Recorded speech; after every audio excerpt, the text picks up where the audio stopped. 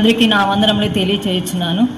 దేవుని మహాకృప వల్ల నేను సాక్షిగా నిలబడటానికి దేవుడు నా జీవితంలో అనేకమైన అద్భుతంలో ఆశ్చర్యకార్యం నా జీవితంలో చేస్తున్నాడు. మేము చిన్నతనం నుంచి కూడా క్రైస్తవంలో జన్మించి మా తల్లిదండ్రుల యొక్క దైవిక భక్తులు మమ్మల్ని పెంచి ఉన్నారు. అయితే చిన్నతనం నుంచి మాకు ఎక్కడికి కూడా చర్చికి వెళ్ళటానికి అవకాశం లేనిటువంటి ప్రాంతం మాది. ఇంట్లోనే మా తల్లిదండ్రులు కుటుంబ ప్రార్థన, దాని ద్వారానే మేము రక్షించబడి ఉన్నాము. తర్వాత నాకు ఒక చిన్న దేవుడు ఉద్యోగం అనుగ్రహించున్నాడు. ఆ ఉద్యోగ రీత్యా పొదిలి అనే గ్రామం వెళ్ళున్నాను. అక్కడ దగ్గరలో ఉన్నటువంటి చర్చికి వెళుచు అక్కడే మేము నడిపించబడుచున్నాము. అయితే దర్శి పట్టణంలో యోనా బ్రదర్ మన ఈ సహవాసం చెందినటువంటి టీపీఎం సహవాసం చెందినటువంటి యోనా బ్రదర్ మాకు పరిచయం అయ్యారు. 2-3 సార్లు ఈ సహవాసంకి రమ్మని చెప్పి ఉన్నారు. నేనైతే మేము ఒక సంఘమునికి వెళుచున్నాం కదా, మళ్ళా ఎందుకు రమ్మని చెప్పుచున్నారు, రక్షించబడినటువంటి వాళ్ళకి సువార్త ప్రకటించాలి కదా, మాకెందుకని మేము వెళ్ళలేదు. కానీ బ్రదర్ గారు చాలా సహనంతో 2-3 సార్లు మా దగ్గరికి వచ్చినప్పుడు ఒకసారి వెళ్ళి ఆ సంఘమును చూద్దామని వెళ్ళాం దర్శి పట్టణానికి. వెళితే నాకు ఫస్ట్ రోజే భయం వేసింది. అక్క వాళ్ళు బ్రదర్స్ అందరూ కూడా తెల్లని వస్త్రములతోటి బాగా అభిషేకం పొందుకుంటూ ఉన్నారు. అమ్మ, ఇంత పవిత్రత కలిగే సంఘమునకు నేను రానండి, మీరు వెళితే వెళ్ళండి అని నా భర్తతో అన్నాను. అలాగా 2-3 వారాలు ఇంక వెళ్ళలేదు నేను. అయితే దేవుడు నాతో మాట్లాడాడు.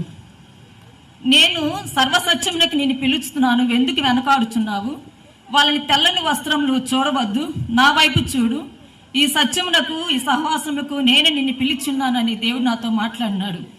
ఇంకా దేవుడు మాట్లాడేసరికి నేను ఆ సహవాసములకు ఆ దర్శి పట్టణంలో ఆ సహవాసములకు కంటిన్యూగా వెళుచున్నాను. దేవుడు నాకు ఆ సహవాసం వెళ్ళినందువలన నా జీవితంలో చాలా అద్భుతములు ఆశ్చర్యకార్యములు జరిగించున్నాడు. సర్వసత్యములకు దేవుడు నన్ను నడిపించున్నాడు. కొన్ని దినములు అయిపోయిన తర్వాత 2008లో నేను చేయించున్న ఉద్యోగంలో స్థలంలో కొన్ని పరిస్థితుల వల్ల ఒక అనారోగ్యం వచ్చేసి వ్యాధిని పడి ఉన్నాను. వాంతులు విరోచనాలతోటి ఆ దినమంతా డ్యూటీలో చాలా ఇబ్బంది పడి ఉన్నాను. నన్ను హాస్పిటల్కి తీసుకుని వెళ్ళున్నారు. దాదాపు 1 నెల రోజుల పాటు నేను మర్చిపోయిన పరిస్థితి. నాకు ఒక బిడ్డ, నా బిడ్డను కూడా నేను గుర్తించలేనటువంటి పరిస్థితి, నా భర్తను గుర్తించలేనటువంటి పరిస్థితి, అసలు ఏం జరుగుతుందో తెలియలేదు. హాస్పిటల్లో దాదాపు 1 నెల రోజుల పాటు కోమాలోని ఉండి ఉన్నాను. వాళ్ళు ట్రీట్మెంట్ ఏది ఇస్తున్నారు అది నాకైతే తెలియనటువంటి పరిస్థితి. నా కుమార్తె నా ముందు వచ్చి నిలబడి ఉన్నా కానీ నేను ఆమెను గుర్తించలేనటువంటి దాన్ని. ఆ నెల రోజుల పాటు కూడా నేను విపరీతంగా పెద్దగా అరుస్తున్నాను. కొంచెం మెలకు వచ్చినప్పుడు పెద్దగా అరవటము, తర్వాత వాళ్ళు ఏదో ఇంజక్షన్లు ఇచ్చినప్పుడు మెదలకుండా ఉంటున్నాను. అయితే ఒకరోజు అక్కడ ఆ సమయంలో 2008 జనవరి మాసం, అప్పట్లో మనకి కొప్పురావుల్లో ఇక్కడ మీటింగ్స్ జరిగేవి. ఆ కొప్పురావుల సేవకులు అందరూ కూడా వచ్చి నా కొరకు ప్రార్థన చేశారు. ఆ రోజు శనివారం అయితే అక్క వాళ్ళందరూ సేవకులు అందరూ వచ్చి నా కొరకు ప్రార్థన చేసినందువలన ఆ దినమున నాకు గొప్ప విడుదలను దేవుడు నాకు అనుగ్రహించున్నారు. ఆ దినం నాకు జరిగినటువంటి విషయం ఏంటంటే, నాకు తెలియకుండానే ఈ హాస్పిటల్ వాళ్ళు నేను ఉన్నటువంటి పరిస్థితి అంతా డాక్టర్స్ చేయి విడిచిపెట్టి ఉన్నారు. చేయి విడిచిపెట్టి తీసుకుని వెళ్ళిపోమన్నారు ఇంటికి. ఇంకా మా బంధువులకి వాళ్ళందరికీ తెలియపరచడానికి నా భర్త ప్రయత్నములు అన్నీ చేయించున్నాడు. హాస్పిటల్ వల్ల ట్రీట్మెంట్ ఆపేసేసారు. ఎందుకంటే ఏ సెలైన్ ఎక్కటం లేదు, బీపీ కూడా రీడింగ్ ఏం చేయించడం లేదు. ఇంకా ఈ అమ్మ ఇంకా 1-2 గంటల్లో నీకు పని అయిపోతుంది, మీరు తీసుకుని వెళ్ళిపోండి అని చెప్పన్నారు. నేను ఆ పరిస్థితిలో ఉన్నప్పుడు ఒక అంధకార దుష్ట శక్తి నా ముందు వచ్చి నిలబడి, ఇప్పుడు నువ్వు నాతో పాటు వచ్చేసేయాలని చెప్పింది. నేనేం పలుకుని అంతే చూస్తూ ఉన్నాను. నువ్వు రాకపోతే నేను ఊరుకొని నాతో పాటు వచ్చేసేయండి. నేను ఒక మాట అన్నాను, నేను రావటానికి నా చెయ్యి నా యేసు పట్టుకొని ఉన్నాడు అని చెప్పన్నాను. అంతే, వెళ్ళిపోయింది. వెళ్ళిపోతూ ఒక పెద్ద ఒక ఆవిరి లాంటిది నా మీద వదిలేసి వెళ్ళిపోయింది. ఆ ఆవిరికి ఆ వాసన, మరణకరమైన వాసనకి నేను ఉక్కిరి బిక్కిరైపోయి అసలు నాకేం జరుగుతుందో తెలియకుండా నా ప్రాణం నాలో నుంచి వెళ్ళిపోతుంది, నాకు తెలిసిపోతుంది. కళ్ళలో నుంచి చల్లని గాలి, ఊపిరితిత్తుల నుంచి చల్లగా నోటి వచ్చేస్తుంది చల్లగా. నేను ఒకటే మాట అనుకున్నాను, ప్రభువా చిన్నప్పటి నుండి నిన్ను సేవించున్నానే, నాకు ఒకగానొక బిడ్డ ఉంది, అమ్మాయి అనాథ అయిపోతుంది ప్రభువా, నిన్ను నమ్ముకున్నాను కదా. ఆ మాట మాత్రం నేను మనసులో అనగలిగాను. వెంటనే దేవుడు నాతో మాట్లాడాడు, నువ్వు భయపడవద్దు, నువ్వు మరణించువు, నువ్వు మరణంలో నుండి జీవంలోకి దాటావని చెప్పమన్నాడు. నాకు ఒక ధైర్యం వచ్చేసింది. మరణంలో నుండి జీవంలోకి దాటానని నా మనసులో నేను అనుకుంటున్నాను. దేవుడు చెప్పాడు, నీ మనసులో కాదు, నీ నోటితోటి పెద్దగా పలకమన్నాడు. ఈలోపు నన్ను స్ట్రెచ్చర్ అంతా తీసుకుని వెళ్ళి హాస్పిటల్ అటు బయట పెట్టేశారు. ఇంకా నేను ఎప్పుడైతే దేవుడు చెప్పినట్టు మాటకి లోబడి మరణంలో నుండి జీవంలోకి దాటి ఉన్నానని ఎప్పుడైతే అన్నానో నా ప్రాణం నాకు తిరిగి వచ్చినది. నేను ఆ స్ట్రెచ్చర్ మీద అంతే లేచి కూర్చొని ఉన్నాను. నా బంధువులు, హాస్పిటల్ సిబ్బంది మొత్తం పరిగెత్తుకొని వచ్చి ఉన్నారు. ఏమైపోయింది, ఈ అమ్మని తీసుకుని వెళ్ళిపోవాల్సిన అమ్మాయి కదా, ఏంటి లేచి కూర్చుంది ఏంటని ఆశ్చర్యపోయారు. మరలా త్వరగా నన్ను వార్డులోకి తీసుకుని పోయి వాళ్ళు చేయాల్సిన ట్రీట్మెంట్ చేశారు.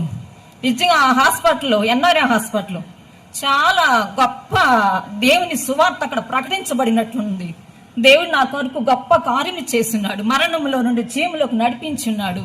ఆ హాస్పిటల్ నేనున్నటువంటి వార్డు వాళ్ళందరూ, మీ దేవుడు గొప్పవాడు, గొప్ప కార్యములు చేస్తున్నాడు, వ్యాధిగ్రస్తులైన మమ్మల్ని కూడా స్వస్థపరచగలడని వాళ్ళంతా ఆశ్చర్యపోయి వారందరూ కూడా ఆ దినమున వచ్చినటువంటి సేవకులందరి చేత ప్రార్థన చేయించుకున్నాడు. దేవుడు గొప్ప కార్యము చేస్తున్నాడు. ఈ విధముగా మరణంలో నుండి నన్ను జీవంలోకి నడిపించున్నాడు. నేను నెమ్మదిగా ఇంటికి వచ్చిన తర్వాత చిన్నగా దేవుడు నన్ను స్వస్థపరిచున్నాడు, బాగు చేస్తున్నాడు. అయితే పూర్తి స్వస్థత నాకు రాలేదు. మరణంలో నుండి జీవంలోకి నడిపించున్నాడు, పూర్తి స్వస్థత రాలేదు. తర్వాత నెమ్మదిగా నేను చీరాలకి ట్రాన్స్ఫర్ అయ్యి ఉన్నాను ఉద్యోగరీత్యా. ఇక్కడ 2015 సంవత్సరంలో నాకు అప్పటి నుంచి 2008 నుంచి కూడా ప్రతి సంవత్సరం టైఫాయిడ్ కానీ మలేరియా కానీ ఏదో వ్యాధి వస్తూనే బలహీనత అవుతూనే ఉన్నాను, చాలా బలహీన పడిపోతూ ఉన్నాను. అయితే ఒకసారి 2015 సంవత్సరంలో డిసెంబర్ లాస్ట్ రోజుల్లో బాగా స్టిక్ అయిపోయి ఉన్నాను. అంటే వామిటింగ్ చేసుకోవడానికి కూడా లేచి పక్కకు కూడా తిరిగి వామిటింగ్ చేసుకునే అంత పరిస్థితి లేకుండా అంత పరిస్థితి అయిపోయి ఉన్నాను. అప్పుడు నేను సండే స్కూల్ సేవ చేస్తున్నాను. సండే స్కూలు చాలా ప్రోగ్రామ్స్ జరుగుతున్నవి. నాకైతే ఆరోగ్యం సరిలేదు. నేను మా కుటుంబ సభ్యులతో చెప్పాను, మీరు వెళ్ళిపోండి, నేను ఒక్కదాన్నే ఇక్కడ ఉంటానులే, నా వల్ల మీరంతా 31st నైట్ ప్రేయర్స్ బాగుంటాయి కదా, వెళ్ళిపోండి అన్నాను. నేను ఒక్కదాన్నే నిలిచిపోయి ఉన్నాను ఇంట్లో. నేను వామిటింగ్ చేసుకోవడానికి కూడా ఇట్లాగే పండుకొని ఇట్లాగే కారిపోతూ ఉంటే ఇట్లా తుడుచుకుంటూ ఉన్నాను. ఆ నైట్ దేవుడు నాతో మాట్లాడినాడు. నేను చాలా దుఃఖపడి ఉన్నాను, ప్రభువా చాలా వ్యాధి బలహీనతో బాధపడుచున్నాను, అయ్యా సహాయం చేయండి ప్రభు అని. ఆ రాత్రి దేవుడు ఒక దర్శనం ఇచ్చిన్నాడు. ఇట్లాగ మంచి ఒక ప్రాంగణం ఉంది, అరణ్యం లాంటి ప్రదేశం. నేను అక్కడికి వెళ్ళి ఉన్నానంట. అక్కడికి వెళితే అనేక మంది ఒక దుష్ట శక్తులు కానీ తమకున్నటువంటి ఆయుధములన్నీ నా వైపే వేస్తున్నారు. నేను అదంతా ప్రదేశం అంతా పరిగెడుతూ ఇలాంటి చిన్న టేబుల్ ఒకటి ఉంది. ఆ చిన్న టేబుల్ దగ్గరికి వెళ్ళి నేను దాక్కొని ఉన్నాను. దాక్కున్నట్టు నా పక్కన ఒక వ్యక్తి వచ్చి చెప్తున్నాడు, భయపడబాకు, యుద్ధం నేను చేస్తాను అంటున్నాడు. కానీ అతను చెప్తున్న మాటలు నా చెవులకి ఏం వెళ్ళటం లేదు. నేను భయపడితే వాళ్ళంతా ఆయుధాలన్నీ నా మీదే వేస్తున్నారు. అప్పుడు దేవుడు నేను అనుకున్నాను, ఇతను ఏదో చెప్తున్నాడు, ఒకసారి చూద్దామని చూస్తే, నువ్వు భయపడవద్దు, నువ్వు మోకాలేసి స్తోత్రాలు చెప్పన్నాడు. నేను వెంటనే ఆ టేబుల్ చాలా చిన్నది, నేను మోకాలు వేసరికి కొంచెం పెద్ద అవుతుంది. పెద్ద మోకాలు వేసి అంతవరకు పెద్ద అయిపోయింది ఆ టేబుల్ కింద వెళ్ళి పెద్ద మోకాలు వేసి స్తోత్రాలు చెప్తున్నాను. స్తోత్రాలు చెప్తుంటే మొత్తం యుద్ధం అంతా ముగిసిపోయి నా పక్కన 2 ఖడ్గాలు పెట్టారు. ఒకటి యెహోవా ఖడ్గం, రెండోది గిద్యోను ఖడ్గం. నన్ను లేపి, ఇక నీకు జయమమ్మా, ఇదిగో యెహోవా ఖడ్గం, గిద్యోను ఖడ్గం అన్నారు. నేను ఆ ప్రాంగణం అంతా యెహోవా ఖడ్గం జయం జయమని తిరిగి ఉన్నాను. నిజముగా నా దేవుడు నా జీవితం ఒక జయం అనుగ్రహించున్నాడు. వ్యాధి నుండి, మరణం నుండి, పాపం నుండి, శాపం నుండి అన్నిటిని విడిపించి కల్వారి విజయమును అనుగ్రహించున్నాడు. నిజంగా నేను ఆ దినంలో ప్రార్థించినప్పుడు నీకు ఇంకా 15 సంవత్సరాలు ఆయుష్ ఇస్తానని చెప్పినాడు దేవుడు. ప్రభా 2008 నుంచి 15 సంవత్సరాలు అయిపోయినాయి ప్రభు అని నేను మరలా ఈ మధ్యకాలం ప్రార్థన చేశాను.